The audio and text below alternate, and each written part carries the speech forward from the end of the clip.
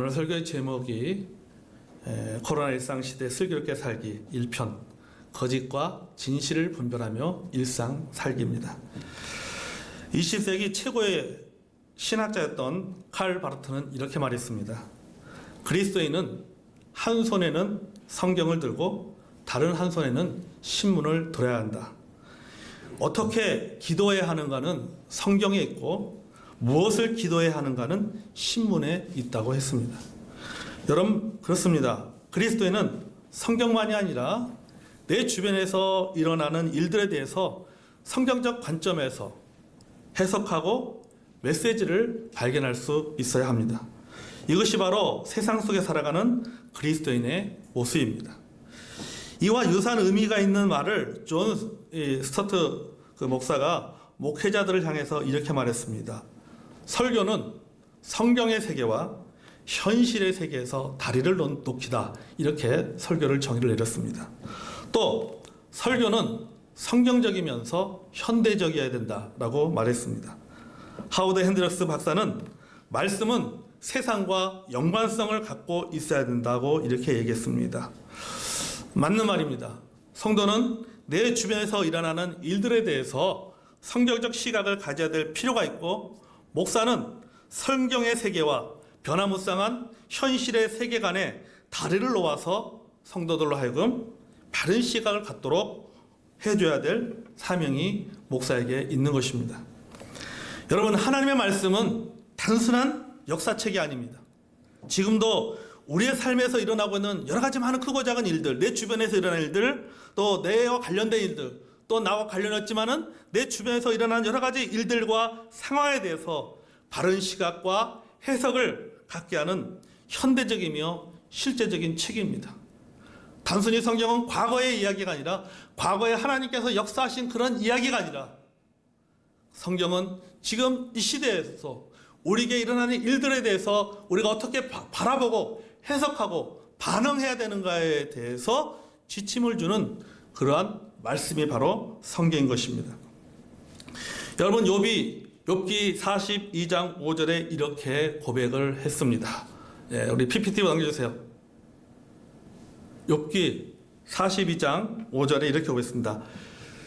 내가 주께 대하여 귀로 듣기만 하였사오나 이제는 눈으로 주를 배웠나이다. 이렇게 말했어요.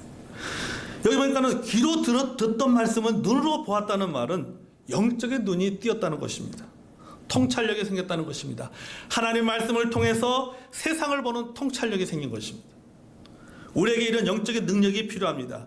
단순히 하나님 말씀을 귀로 듣는 그러한 수준에만 머무르는 것이 아니라 내가 삶에서 발견할 수 있는 일상의 메시지의 수준에 이르러야 된다라고 하는 것이죠.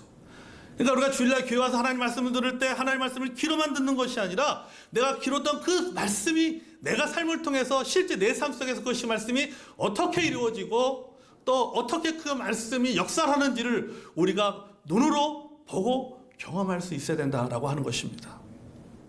욥은 바로 그것을 경험했다라고 고백을 하고 있는 것입니다. 그러니까 고난을 통해서 그는 이 놀라운 사실을 경험하게 된 것입니다. 목회자는 성도가 이런 수준에 이를 수 있도록 도와줘야 됩니다. 성도들의 삶에서 일어나는 문제들에 대해서 성경적인 시간을 갖도록, 성경적 시각을 갖도록 도와주는 사명이 있습니다. 그래서 저는 오늘 우리가 현재 겪고 있는 이 코로나 일상에 대해서 우리가 말씀을 통해 나누고자 합니다. 자, 오늘 성경의 본문은 예레미야 29장입니다. 그러나 앞에 29장의 배경이 되는 것은 28장입니다. 그래서 예레미야 28장과 29장은 지금 우리가 겪고 있는 현실을 그대로 보여주고 있습니다. 동시에 우리가 어떻게 이 시대를 살아가야 되는가에 대해서 말해주고 있는 것이 바로 예레미야 28장과 29장의 내용입니다. 오늘 설교의 제목이 코로나 일상 시대 슬기롭게 살기 첫 번째입니다.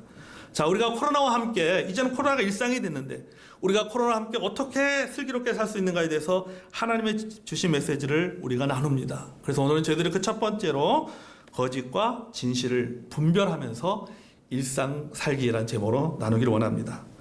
여러분, 세계 역사를 이렇게 보면요, 세상의 역사, 우리나라 역사도 일 수도 있고 또는 어떤 세계 역사도 그에 해당될 거라고 생각됩니다.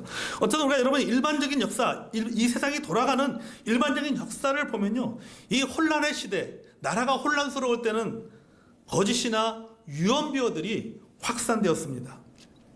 확인되지 않고 출처도 알 수 없는 각종 정보들이 넘쳐나고 쏟아져 나왔습니다.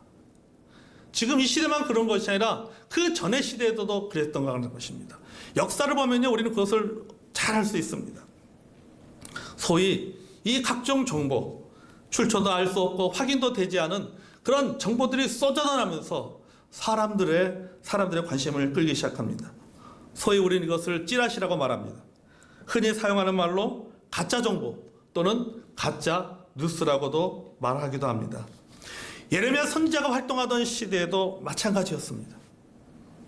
조국 이스라엘은 제약과 전쟁과 기근으로 멸망해 가고 있었습니다. 귀족들과 백성들은 바벨론의 포로로 끌려갔습니다. 정치권은 친애굽파와 친바벨론파로 나뉘어져 있었습니다. 우리가 바벨론에 항복해야 된다, 아니다, 우리가 애굽에 도움을 요청해야 된다라고 하는 의견들로 갈려져 있었습니다. 나라가 혼란에 빠졌습니다. 자, 나라가 혼란에 빠지고 세상이 혼란스러우면은 반드시 이 혼란을 틈타서 등장하는 사람들이 있습니다. 바로 거짓 선지자들입니다. 거짓 선지자들이 이 예레미야 시대에도 거짓 선지자들이 등장하게 된 것입니다.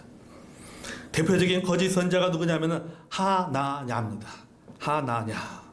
어렵죠, 이름이요? 하나냐입니다. 하나냐. 그가 이렇게 말합니다. 예레미야 28장 1절에서 4절을 보겠습니다. 예레미야 28장 1절 4절. 자, 우리 같이 한번 읽을까요? 자, 시작. 그의 곧 유다 왕 시드기야가 다스리기 시작한 지 4년 5째 달 기브온 아솔의 아들 선지자 하나냐가 여호와의 성전에서 제사장들과 모든 백성이 보는 앞에서 내게 말하여 이르되, 만군의 여호와 이스라엘 하나님이 이같이 일러 말씀하시기를, 내가 바벨론의 왕의 멍에를 꺾었느니라. 내가 바벨론 왕 느부갓네살이 이곳에서 빼앗아 바벨론으로 옮겨간 여호와의 성전 모든 기구를 2년 안에 다시 이곳으로 되돌려 오리라. 내가 또 유다 왕 여호야김의 아들 여고니아와 바벨론으로 간 유다 모든 포로를 다시 이곳으로 돌아오게 하리니, 이는 내가 바벨론의 왕의 멍에를 꺾을 것임이라. 여호와의 말씀이라 하시니라. 아멘. 자, 여기 보십시오. 거짓 선지자 하나냐가 나타나서 말합니다. 뭐라고 말입니까? 만군의 여호와 이스라엘 하나님이 이같이 내게 말씀하셨다 말씀하고 있습니다. 그는 백성들이 혹할 만한 두 가지 거짓말을 하게 됩니다. 첫 번째 거짓말은 하나님께서 자신에게 말씀하셨다라고 하는 거짓말입니다. 다시 말해서 하나님의 이름을 도용하여서 거짓말했습니다. 하나님께서는 하나냐에게 말씀하신 적이 없습니다. 하나냐 자신이 지어낸 이야기입니다. 하나님께서는 거짓 선지자들의 말에 대해서 이렇게 말씀하셨습니다. 23장 보면요, 예레미야 23장 16절 17절인데요 우리 같이 한번 또 읽어볼까요? 자, PPT에 나오는데 읽어주시기 바랍니다. 자, 예레미야 23장 16절 17절 읽으세요. 시작. 만군의 여호와께서 이와 같이 말씀하시되, 너에게 예언하는 선지자들의 말을 듣지 말라. 그들은 너에게 헛된 것을 가르치나니 그들이 말한 묵시는 자기 마음으로 말미암은 것이요 여호와의 입에서 나온 것이 아니니라. 항상 그들이 나를 멸시하는 자에게 이르기를, 너희가 평안하리라, 여호와의 말씀이니라 하며, 또 자기 마음이 완악한 대로 행한 모든 사람에게 이르기를, 재앙이 너에게 임하지 아니하리라 하였느니라. 아멘. 자, 여기 보십시오. 하나님 뭐라고 말씀합니까? 내가 그들을 보낸 적이 없다, 내가 그들에게 말한 적이 없다라고 말하면서 뭐라고 시작해서 자기 마음으로 말미암은 것이다 라고 하는 거죠. 이 말은 뭡니까? 자기가 지어낸 얘기다. 하나님 말씀하신 것이 아니라 자기가 지어낸 얘기다라고 얘기하고 있습니다. 하나님께서 주신 말씀이 아닙니다. 자기가 만들어낸 이야기죠. 자기가 만든 논리에 따라서 말을 하고 있는 것입니다. 그러면서 하는 말이 하나님이 주신 말씀이다 라고 거짓으로 백성들을 속였습니다. 두 번째 거짓말은 뭐냐면 허위 조작된 정보입니다. 우리가 말하는 일종의 가짜 뉴스입니다. 거짓 선자 하나냐가 자 하나님이 내게 말씀을 주셨다라고 하는데 하면서 그 말의 내용이 뭡니까? 2년 안에 뭐 한다고요? 이스라엘이 회복될 것이다 라고 이야기하고 있는 것입니다. 2년 안에 회복된다. 바벨론은 멸망을 당하고 포로로 잡혀간 이스라엘 백성들은 다시 고국으로 돌아오게 될 것이다. 이렇게 말하고 있습니다. 하나님께서 자신에게 이렇게 말씀하셨다라고 뭐 하는 겁니까? 거짓말을 하고 있는 거죠. 여러분, 포로로 잡혀간 지금 이 편지가 누구한테 보내지는 거예요? 예루살렘에서 바벨론으로 잡혀간 포로로 잡혀간 사람들에게 보내는 내용입니다. 포로로 잡혀간 이스라엘 백성들의 입장에서 보면요, 얼마나 듣기 좋은 말씀입니까? 희망을 갖게 합니다.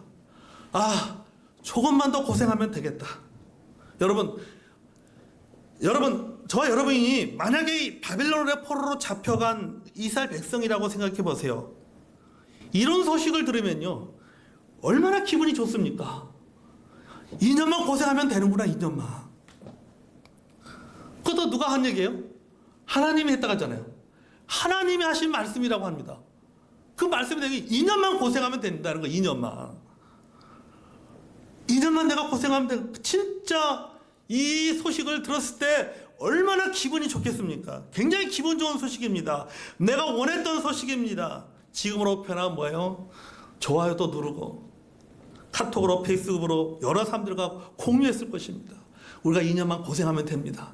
2년만 끝나면 이제 다시 고국, 우리가 꿈에 그리던 우리의 나라 이스라엘, 유다, 예루살렘으로 우리가 돌아갈 수 있습니다.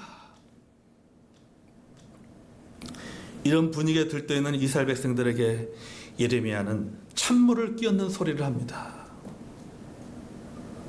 뭐라고 말합니까? 당신들이 듣기 좋아하는 이 이야기는 가짜 뉴스입니다. 이렇게 얘기하는 거예요. 지금으로 보면 거짓입니다. 죄송하지만 2년이 아닙니다. 몇 년이에요? 70년입니다. 2년이 아니라 70년이 지나야 됩니다. 70년이 되어야 고국으로 돌아갈 수 있습니다. 70년 동안 바벨론 생활이 힘들어도 우리는 이 70년을 바벨론에서 살아야만 됩니다. 70년이 지나고 난 다음에 돌아가게 되는 겁니다. 여러분, 예레미야 본문 29장 4절에서 6절을 통해서 좀 더 구체적으로 말하고 있습니다. 우리 같이 한번 읽어볼까요? 예레미야 29장 4절 6절 시작. 만군의 여호와 이스라엘의 하나님께서 예루살렘에서 바벨론으로 사로잡혀가게 한 모든 포로에게 이와 같이 말씀하시니라. 너희는 집을 짓고 거기에 살며 텃밭을 만들고 그 열매를 먹으라. 아내를 맞이하여 자녀를 낳으며 너희 아들이 아내를 맞이하며 너희 딸이 남편을 맞아 그들로 자녀를 낳게 하여 너희가 거기에서 번성하고 줄어들지 아니하게 하라. 아멘. 자, 여러분, 2년만 산다면 이거 필요 없어요. 텃밭을 가꿀 필요가 뭐가 있습니까? 집을 지을 필요가 뭐가 있어요? 자녀를 낳을 필요가 뭐가 있습니까? 여기 집을 짓고 텃밭을 만들고 열매를 먹고 결혼하고 자녀를 낳으며 살라고 한 것입니다. 한마디로 이 말은 뭡니까? 정착하라는 거예요. 여기에 정착해서 살라고 하는 겁니다. 바벨론의 삶이 너희들에게 힘들고 고통스러운 삶이지만은 그 삶에 정착해서 살아가는 겁니다. 바벨론에서 이방인으로 사는 것 힘들고 어렵습니다. 식민지 백성으로 사는 것이 쉽지 않고 힘들지만 그래도 현실을 받아들이고 다른 사람들처럼 일상의 삶에 충실하게 살아가라고 이야기하고 있는 것입니다. 그렇죠, 여러분? 뭐 텃밭도 만들고 집도 짓고 이거 한다는 게 뭐예요? 이 우리가 살아가는 삶의 모습 아니잖아요. 살잖아요. 뭐 직업을 가지고 일을 하고 뭐 자녀를 낳고 이게 일상이잖아요. 우리의 일상이잖아요. 그 일상을 지금 예레미야는 뭐라고 하냐면 그 일상을 살라는 거예요. 거짓말에 속지 말고 너희들에게 주어진 그 현실의 그 일상에 충실하게 성실하게 살아가라는 겁니다. 여러분, 코로나가 이렇게 우리의 일상을 위협하고 또 우리로 하여금 간염에 대한 두려움을 주지만은 그럼에도 불구하고 우리는 일상을 살아가야 됩니다. 그걸 받아들이고 일상을 살아가야 되는 것입니다. 이스라엘 백성들이 원치 않지만은 그들은 70년 동안 바벨론에서 살아야 하듯이 우리도 코로나 시대에 맞게 우리도 살아갈 수밖에 없는 거예요. 코로나 시대에 맞게 직장 생활도 하고 공부도 하고 우리가 신앙생활도 할 수밖에 없습니다. 마스크도 해야 되고 비대면도 해야 합니다. 방역수칙도 지키면서 그렇게 일상을 살아가야 됩니다. 우리는 우리에게 주어진 일상을 우리는 성실하게 살아갈 수밖에 없습니다. 이것이 코로나 일상 시대를 슬기롭게 사는 방법입니다. 예레미야는 바벨론에서 포로 생활을 적응하며 살아가라고 이야기하면서 동시에 뭐라고 말합니까? 여기 거짓에 속지 말고 분별하라고 이야기를 하고 있습니다. 여기 본문 8절에서 10절을 보겠습니다. 같이 한번 또 읽어볼까요? 시작. 8절 10절 시작. 만군의 여호와 이스라엘 하나님께서 이와 같이 말하노라. 너희 중에 있는 선지자들에게와 점쟁이에게 미혹되지 말며 너희가 꾼 꿈도 거짓 듣고 믿지 말라. 내가 그들을 보내지 아니하였어도 그들이 내 이름으로 거짓을 예언함이라. 여호와의 말씀이니라. 여호와께서 이와 같이 말씀하시니라. 바벨론에서 70년이 차면 내가 너희를 돌보고 나의 선한 말을 너희에게 성취하여 너희를 이곳으로 돌아오게 하리라. 아멘. 여기 분명히 말씀하고 있죠. 만군의 하나님이 여호와께서 분명히 말씀하고 계십니다. 뭐라고 합니까? 바벨론에서 70년이 차면 내가 너희를 돌보고 나의 선한 말을 너희에게 성취하여 다시 고국으로 돌아오게 할 것이다 라고 이야기하고 있습니다. 그래서 앞에 말하기를 뭐라고 말합니까? 여기 보면 선자들과 전쟁이들에 미혹되지 마라. 심지어는 뭐예요? 너희가 꿈도 거짓 듣고 믿지 말라. 이렇게 말씀하고 있어요. 뭐에만 집중하라는 거예요? 하나님의 말씀에만 집중하라는 거예요. 하나님이 하신 말씀에만 집중하라고 얘기하고 있는 거죠. 거짓 선자나 신비주의 신앙이나 가짜 뉴스에 속지 말라고 하시는 것입니다. 세상이 혼란스러울수록 가짜 선자가 많아집니다. 가짜 정보, 가짜 뉴스가 넘쳐납니다. 사람들은 무속적이고 신비적인 것들을 추구하게 됐습니다. 이런 무속적이고 신비적인 것들에 이런 것들이 대중들에게 영향을 끼칩니다. 그리고 많은 사람들이 여기에 빠져 들어갑니다. 이스라엘 백성들도 마찬가지고 지금도 마찬가지입니다. 코로나로 인해서 우리는 감염병 대유행이라는 뜻을 가진 팬데믹이라는 단어가 세상에 나왔어요. 이 팬데믹이라는 단어가 세상에 나오면서 더불어 함께라는 또 하나의 용어가 있습니다. 바로 인포더믹이라고 하는 단어입니다. 팬데믹과 인포더믹. 감염병 대유행을 뜻하는 팬데믹과 그 다음에 가짜 정보가 전염병처럼 빠르게 확산되는 현상을 표현한 인포더믹이라고 하는 이 단어가 동시에 같이 사용되어지고 있습니다. 그리고 많은 사람들이 이것에 빠져서 빨려 들어가고 있습니다. 믿는 사람들도 예외가 아닙니다. 많은 성도들이 가짜뉴스에 현혹되고 때로는 서로 전달하고 퍼나르는 것을 우리는 알고 있습니다. 여러분, 이런 일들의 심각성에 대해서 예레미야 23장 25절에서 27절은 말합니다. 이해하기 쉽도록 현대인의 성경으로 제가 한번 읽어보겠습니다. 자, 우리 같이 읽을까요? 현대인의 성경인데 시작. 나는 내 이름으로 거짓을 예언하는 자들이 내가 꿈을 꾸었다 하고 말하는 소리를 들었다. 그 예언자들이 언제까지 이런 식으로 예언할 것인가? 그들은 자기들 멋대로 지어낸 거짓말로 예언하는 자들이다. 그들은 자기 조상들의 바알 때문에 나를 잃어버린 것처럼 자기들이 서로 말하는 꿈 이야기로 내 백성들이 나를 잊도록 하려고 한다. 여러분, 이런 일들이 지속적으로 일어나면서 하나님의 말씀의 권위가 훼손당한다는 거죠. 여기 맨 마지막에 뭐라고 얘기하고 있어요? 자기들이 서로 말하는 꿈 이야기로 내 백성들이 나를 잊도록 하려고 한다 라고 하는 것이죠. 하나님의 말씀의 권위가 훼손되고 세상 사람들은 우리의 신앙을 우습게 보고 하나님과 하나님의 말씀을 불신하게 만들었습니다. 백성들로 하여금 일상을 버리고 헛된 꿈에 사로잡혀 살아가게 만든다라고 하는 것입니다. 코로나와 함께 살아가는 시대가 되었어요. 그러다 보면요, 우리 주변에 우리를 미혹하게 하는 가짜뉴스나 가짜 정보들이 넘쳐납니다. 이런 시대에 우리가 슬기롭게 살아가는 방법은 무엇입니까? 그것은 바로 분별입니다. 분별해야 되는 거죠. 거짓과 진실을 분별할 줄 아는 능력을 갖춰야 된다고 하는 겁니다. 우리에게는 정보나 뉴스를 볼 수 있는 자유들이 참 많이 있습니다. 과거와는 다르게 늘 우리 손에는 스마트폰이 있습니다. 인터넷이나 스마트폰으로 자신이 원하는 정보를 얼마든지 얻을 수가 있습니다. 그러다 보니까는요, 이 사회학자들이 말하는 것처럼, 하는 것처럼 많은 문제가 생겼어요. 그게 뭐냐면, 보고 싶은 것만 보고, 듣고 싶은 것만 들으려고 하는 인간 확증 평양이 심해졌다라고 하는 거죠. 내가 듣고 보는 내용이 사실이냐, 거짓이냐가 중요한 것이 아니라, 내 신념이나 가치관에 맞느냐, 안 맞느냐가 더 중요한 것이죠. 진실한 정보가 아니라 사실과 상관없이 날 편하게 하는 정보를 원하고 받아들인다라고 하는 것. 이게 심각한 사회 문제가 되고 있는 거예요. 마치 이스라엘 백성들이 예레미야는 뭐라고 말하고 있어요? 우리가 회복되려면은 70년을 기다려야 됩니다. 70년 동안 우리가 원하지 않지만 그래도 우리는 70년 동안 우리는 바벨론에서 살아야 됩니다. 이 바벨론에 적응하면 살아야 됩니다. 라고 하는 말에 대해서 이스라엘 백성들이 거부하고 하나니아가 거짓 선지 하나님 말하는 2년이면 회복됩니다라고 하는 말에 이스라엘 백성들이 그 말에 찬성하고 받아들인 것과 같습니다.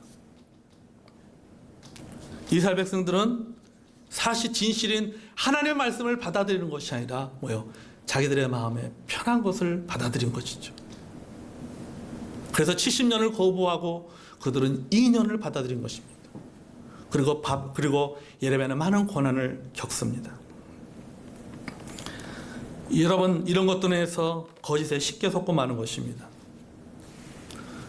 독일 나치를 홍보하고 독일 국민들을 선동하여서 2차 세계전을 일으킨 그 히틀러의 전략 중에 하나가 뭐냐면은 거짓을 사실로 만드는 것입니다. 그래서 그렇게 표현합니다. 진실은 있는 것이 아니라 만들어지는 것이다. 그 당시 나치 홍보에 책임졌던 요제프 게멜스가 이렇게 말했습니다. 한 번 한 거짓말은 거짓말로 보이지만 1000번을 반복하면 거짓말은 진실이 된다. 이렇게. 이런 것들로 독일 국민들을 속여서 결국 2차 세계대전을 일으키도록 만들었습니다. 여러분, 우리가 어떻게 살아가야 됩니까? 거짓과 진실을 우리가 분별할 수 있어야 됩니다. 불편해도 진실을 받아들여야 됩니다. 이스라엘 백성들이 원하는 것은 70년의 회복을 원하지 않습니다. 70년의 회복은 그들이 원하지 않는 소식입니다. 2년에 비하면 너무나도 긴 시간입니다. 그래도 받아들여야 됩니다. 왜요? 하나님의 말씀이기 때문이에요. 하나님의 말씀이기 때문에 받아들여야 됩니다.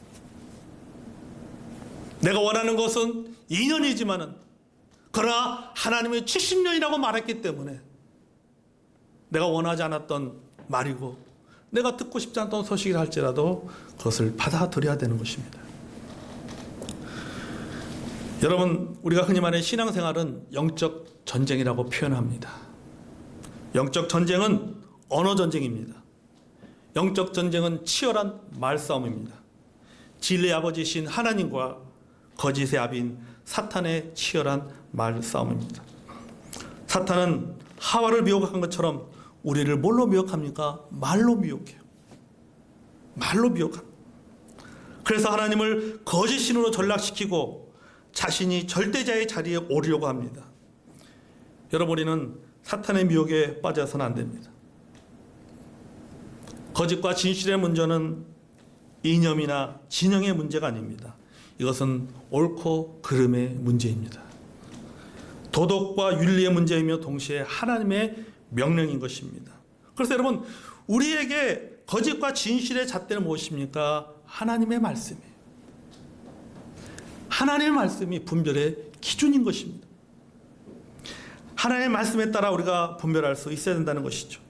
요한일서 4장 6절은 말합니다. 우리 같이 한번 읽을까요? 시작. 우리는 하나님께 속하였으니 하나님을 아는 자는 우리의 말을 듣고 하나님께 속하지 아니하는 자는 우리의 말을 듣지 아니하나니 진리의 영과 미혹의 영을 이로써 아느니라. 아멘. 자, 여러분 보십시오. 우리가 여러분 일상시대, 이 코로나 일상시대에 설교가 사는 방법이 무엇입니까? 우리는요 하나님의 말씀을 기준으로 우리가 거짓과 진실을 분별하고 일상생활에 충실하게 살아가는 것이 바로 코로나 일상 시대에 우리가 슬기롭게 살아가는 방법인 것입니다. 그것이 비록 힘들고 불편해도 우리는 하나님의 말씀이기 때문에 우리는 그것을 받아들여야만 되는 것입니다. 그것이 바로 우리가 코로나 일상 시대를 슬기롭게 살아가는 방법인 것입니다.